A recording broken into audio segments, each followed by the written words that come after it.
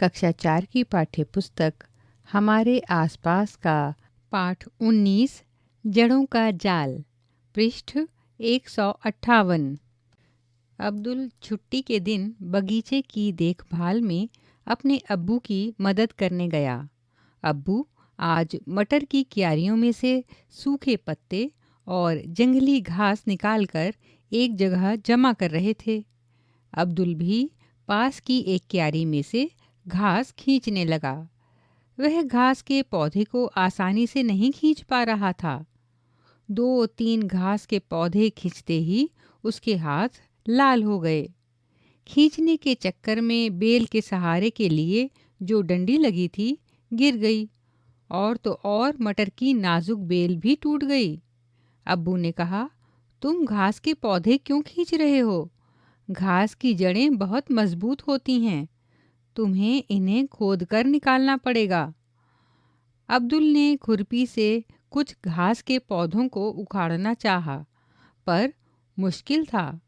उसने देखा कि घास का पौधा जितना बड़ा जमीन के ऊपर था, उससे कहीं ज्यादा जमीन के नीचे फैला हुआ था। घास का छोटा सा पौधा भी आसानी से क्यों नहीं निकल पाया, जबकि मटर की बेल के सहारे के लिए लगी डंडी एक झटके में गिर गई। क्या सभी पौधों की जड़ें होती हैं? अपने आसपास के कुछ पेड़ पौधे देखो, अंदाज़ा लगाओ इनकी जड़ें कितनी गहरी होंगी। पृष्ठ 159। 3 दिन बाद अब्दुल ने देखा कि मटर के पौधे का टूटा हुआ एक हिस्सा सूख गया था। अंदाज़ा लगाओ कि पौधे का कौन सा हिस्सा सूखा होगा और क्यों। अब्दुल को याद आया कि सलाद के लिए कुछ मूलियाँ निकालनी हैं। अब्दुल मूलियाँ उखाड़ने लगा। उसने सोचा, क्या ये भी जड़ें हैं? अभी अब्दुल ने कुछ ही मूलियाँ उखाड़ी थीं कि बहुत तेज़ आंधी बारिश होने लगी। उन्होंने मूलियों को उठाया और घर की ओर भागे। वे अभी घर पहुँचे ही थे कि अचानक आंगन में खड़े नीम के पेड़ की टहनी टूटकर गिर गई। अब्बू बाल बाल बचे। वे दोनों अम्मा के साथ चाय पीने बैठ गए। अब्बू बोले, पौधे सूखे जा रहे हैं, अब बारिश हो गई है, सो हमें पौधों को पानी देने की ज़रूरत नहीं है। अब हम आराम से बैठकर लूडो खेल सकते हैं। तुम क्या सोचते हो कि तेज़ आंधी के बावजूद नीम का पेड़ क्यों नहीं गिरा? मुरझाए हुए पौधों को पानी देने से उनकी पत्तियां फिर से हरी हो जाती हैं। कैसे? तुम्हें क्या लगता है, क्या सभी पौधों को पानी देना चाहिए? तुम्हारे आसपास किन पौधों को नियमित रूप से पानी देने की ज़रूरत होती है? अगर इन पौधों को पानी ना दें तो क्या होगा? अब्दुल का ध्यान इस बात पर गया कि उसने तो कभी नीम के पेड़ को पानी नहीं दिया। उसने सोचा, नीम के पेड़ को पानी मिलता कहाँ से है? तुम्हारे आसपास ऐसे कौन से पेड़ पौधे हैं जिन्हें पानी देने की ज़रूरत नहीं पड़ती? उन्हें पानी कहाँ से मिलता है? कोई 2 अंदाज लगाओ। पृष्ठ 160। हम यहाँ कुछ सब्जियों के नाम बता रहे हैं। पता लगाओ इनमें से कौन सी सब्जियाँ पौधों की जड़ें हैं। बैंगन, गाजर, घिया, फूल गोभी, टिंडा, मूली, टमाटर, तोरी, चुकंदर, पत्ता गोभी। तुम्हें बताना है कि इनमें से कौन सी सब्जी पौधों की जड़ है। सवाल ही सवाल। आजकल तो अब्दुल के दिमाग में पौधे ही घूमते हैं। उनके बारे में अनेकों सवाल उठते हैं। स्कूल की दीवार से एक पौधा निकलते देखकर अब्दुल सोचने लगा, इस पौधे की जड़ें कहाँ तक जा रही होंगी? इसकी जड़ों को पानी कहाँ से मिलता होगा? यह पौधा कितना बड़ा होगा? दीवार का क्या होगा? दीवार से निकलते किसी पौधे को देखो तो उसे पहचानो और उसका नाम बताओ। अब एक बात अध्यापकों से। पौधे जड़ों द्वारा पानी कैसे लेते हैं, यह इस उम्र के बच्चों के लिए समझना कठिन है। फिर भी यह आवश्यक है कि उन्हें इस बारे में सोचने का अवसर दिया जाए। बच्चों का चिंतन अलग अलग स्तर का होता है। यह ज़रूरी है कि उनके विचार भी सुने। पृष्ठ 161। क्या तुमने कभी किसी दीवार की दरार से कोई पौधा उगते देखा है? कहाँ पर? उसे देखकर क्या तुम्हारे मन में कोई सवाल उठा? कुछ प्रश्न बताओ। अपने बड़ों से उनके उत्तर पता करो। उस पौधे का नाम पता करो जिसे तुमने देखा। अब्दुल ने देखा कि रास्ते में एक बहुत बड़ा पेड़ गिरा हुआ था। उस पेड़ की कुछ टूटी हुई जड़ें भी दिखाई दीं। उसे अपने घर का नीम का पेड़ याद आ गया। उसने सोचा, क्या इतने बड़े पेड़ को किसी ने उखाड़ा होगा या यह अपने आप ही गिर गया? यह पेड़ कितना पुराना होगा?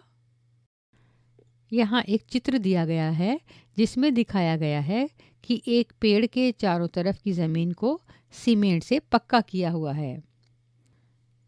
पेड़ के चारों तरफ की ज़मीन सीमेंट से पक्की की गई हो तो इसे बारिश का पानी कैसे मिलेगा? बताओ, तुम्हारे इलाके में सबसे पुराने पेड़ कौन से हैं? अपने बड़ों से पता करो कि वे पेड़ कितने साल पुराने हैं। इस पेड़ पर कौन से पक्षी रहते हैं? क्या कभी तुमने कोई बड़ा पेड़ गिरा हुआ देखा है? उसे देखकर तुमने क्या सोचा? अरे, जड़ें ऐसी भी! और सुनो एक मज़ेदार बात। बरगद के पेड़ की लटकन जिस पर अब्दुल और तुम्हारे जैसे बच्चे झूला झूलते हैं, असल में इसकी जड़ें हैं। वे टहनियों से निकलती हैं और बढ़ते बढ़ते ज़मीन के अंदर चली जाती हैं। ये मजबूत खंभों की तरह पेड़ को सहारा देती हैं। दूसरे पेड़ों की तरह ज़मीन के अंदर भी बरगद की जड़ें होती हैं। पृष्ठ 162। पेड़ काटने के खिलाफ कानून है। सड़क पर बिजली के खंभे के पास एक इतना लंबा घना पेड़ था कि बल्ब की रोशनी भी नहीं आ रही थी। इसलिए लोगों को उसकी छटाई की ज़रूरत हुई। ऐसा करने के लिए भी लोगों को इलाके के सरकारी दफ्तर से लिखित मंजूरी लेनी पड़ी। क्या तुमने कभी कोई ऐसा पेड़ देखा है जिसकी जड़ें टहनियों से लटकती हों? आओ करें। क्लास में 3 या 4 बच्चों के समूह में बंट जाओ। इन चीज़ों को इकट्ठा करो। कांच का गिलास या चौड़े मुंह वाली बोतल, रुई, रबर बैंड या धागा, कुछ दाने साबुत मूंग, गेहूं, बाजरा, सरसों, चना या राजमा। पृष्ठ 163। अब यह प्रयोग करो। हर समूह अलग अलग प्रकार के बीज ले। एक ही तरह के 5-6 बीजों को एक कटोरी पानी में रात भर भिगो दो। एक कांच का गिलास या फिर चौड़े मुंह वाली बोतल लो। इसके मुंह पर रुई की एक तह गीली करके रखो। इसे रबर बैंड या धागे से बांध दो। भीगे हुए इन बीजों को गीली रुई पर रखो। ध्यान रखें कि रुई गीली रहे। इसे 10-12 दिन तक रोज देखो। क्या बीजों में से कुछ निकलता हुआ दिखाई दे रहा है? पौधा चौथे और 8वें दिन कैसा दिखता है, उसका चित्र बनाओ। इन प्रश्नों के उत्तर कॉपी में लिखो। सूखे और भिगोए हुए बीजों में क्या अंतर दिखे? अगर रुई सूखी रह जाती तो क्या होता? जड़ किस तरफ उगी? तना किस तरफ उगा? ये पौधे रुई में कितने बड़े हो पाए? क्या सभी बीजों में से पौधे निकले?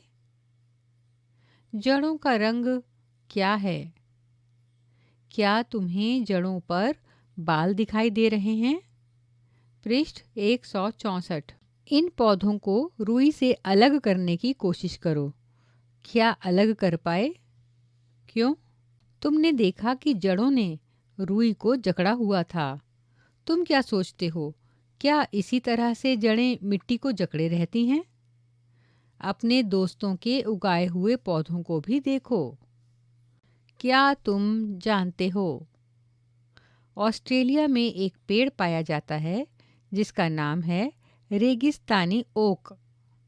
इसकी ऊंचाई तुम्हारी क्लास की दीवार के लगभग होती है और पत्तियां बहुत ही कम। अंदाज़ा लगाओ इसकी जड़ें ज़मीन में कितनी गहरी जाती होंगी। सोचो, यदि ऐसे 30 पेड़ ज़मीन पर लाइन से लिटा दिए जाएं, उस लंबाई तक ज़मीन में गहरी जाती हैं इस पेड़ की जड़ें, जब तक कि पानी तक ना पहुंच जाएं। यह पानी पेड़ के तने में जमा होता रहता है। उस इलाके में रहने वाले लोग यह बात जानते थे। जब कभी इस इलाके में पानी नहीं होता तो वहाँ के लोग इसके तने के अंदर पतला पाइप डालकर पानी निकाल लेते थे। क्या क्या बढ़ता है? आरिफ और रूपाली में आपस में बहस छिड़ गई कि ये चीज़ें बढ़ती हैं।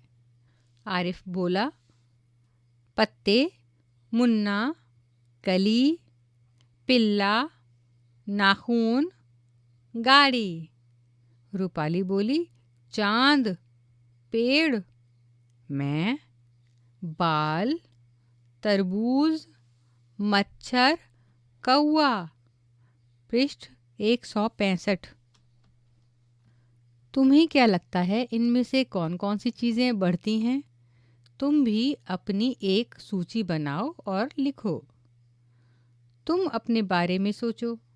तुम किस किस तरह से पिछले कुछ वर्षों में बदले हो? जैसे, क्या तुम्हारी लंबाई बढ़ी है? पिछले 1 साल में कितनी?